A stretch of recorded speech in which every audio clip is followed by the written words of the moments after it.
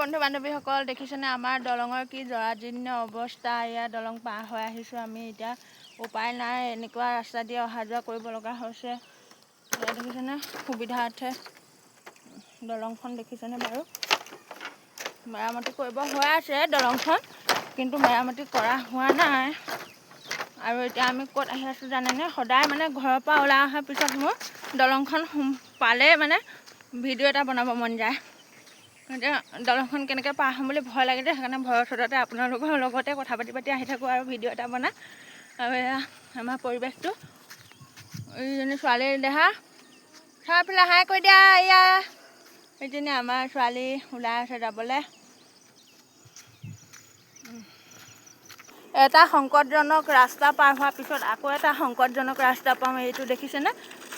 National হাই road পাব লাগে। Actually আমি পাইছোঁ এয়া চেণ্ট্ৰেল গভৰ্ণমেণ্টৰ হাইৱে বেটি গৈ আছে। আৰু মই আহি আছোঁ বিহু বুলি, যিহেতু কোনেনো সোমাই থাকিব ঘৰত, হয় নহয়? চবেইতো ওলাই আহে, গতিকে আমিও অকণমান ওলাই আহিলোঁ বিহুলৈ বুলি।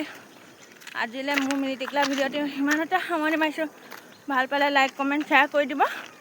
আৰু আপোনালোকৰ পিছে পিছে মোৰো আপোনালোকৰ পেজবিলাক লাইক কমেণ্ট শ্বেয়াৰ কৰি গৈ থাকিম, তেতিয়া আমাৰ পেজটোৱে আগবঢ়াত সহায়ক হ'ব। Bye bye.